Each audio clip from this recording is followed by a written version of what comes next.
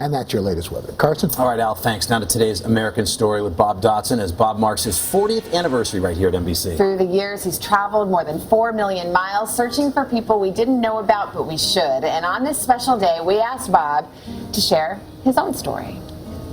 The shortest distance between two people is a good story. What's the most unusual thing you've sold?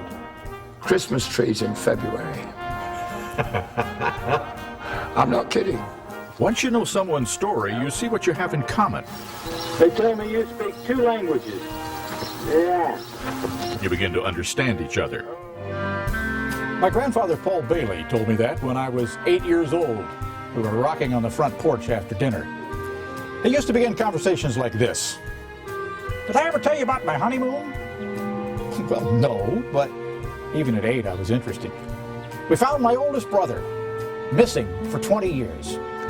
Then he pulled a postcard from his pocket, written to his mother from that long-ago honeymoon. Ma, we found Vance. More later. People often ask why I became a storyteller. All my life, I've been trying to tell a tale, as well as my grandfather.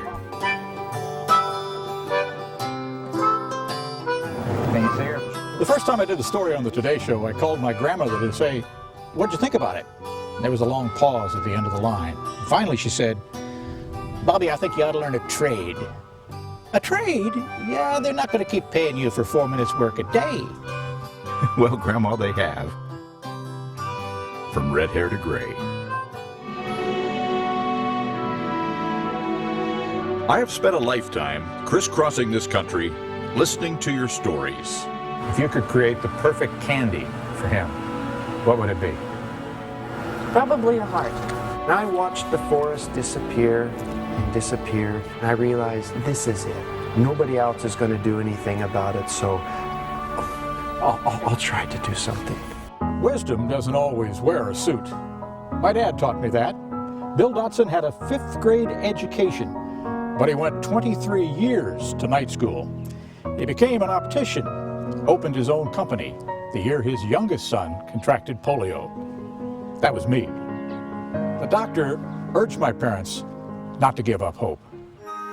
30 years later, they saw me sitting on the big toe of the Statue of Liberty. I had climbed to the top for a story on the Today Show. Bob Dotson, NBC News, at the Statue of Liberty. All of my life, I have tried to face each day with the same spirit that pulled our ancestors to these shores. A willingness to explore new places and opportunities. It is part of our geography of hope. Is it going? How do I know when it's... Say record in the left hand? Yeah, and the right, yeah. Happily, my wife Linda supports this pursuit. She has sacrificed much, but we're still together. We just celebrated our 43rd anniversary. Our only daughter, Amy, now has 2 curious little storytellers of her own, Zoe and Aiden, who once asked a probing question to a woman from Turkey. What's Turkey like? Is it a lot like chicken? Telling tales on television is a bit like riding on smoke. After a brief mention, the men and women I profiled drifted away. The lessons they left us, though, linger. It's the last best place. It truly is. And it doesn't have any choice but to survive.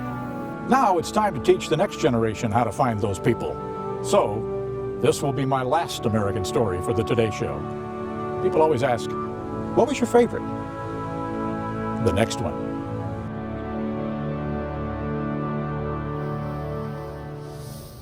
Wow. Can we raise a glass to Bob Dotson? Absolutely. Oh, Bob, you are such a class act. the best storyteller in the business, I've always said. Happy Right anniversary, too. Oh, thank you. Well, yes. Yes. When I started at NBC, I was given a really good piece of advice. Read Bob Dotson's book. And I did. And try to be like him. And I think we all look up to you so much, Bob, and are just so profoundly grateful for everything you've brought to this show.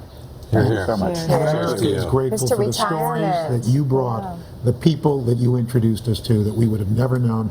We are so much better for it. You keep this up, I'm going to have 2 glasses. Well, take a look at that monitor. I have to say some of your fans are outside on our plaza, people who have loved you over the years and want to give you a fond farewell. And just keep looking at that monitor. There's another familiar face here. Do we have Mrs. Dotson? So we thank her as well because we know that these jobs take you away from family a lot, and you've given so much to us, and she's been generous to share you with us all these years. You bet. We will miss you. Love you. We love you, Bob. The Bob story is Dotson. going in retirement. You got it. Cheers. Coming up, we'll get a live concert from Carrie Underwood, but first, on a Friday morning, check of your local news and weather.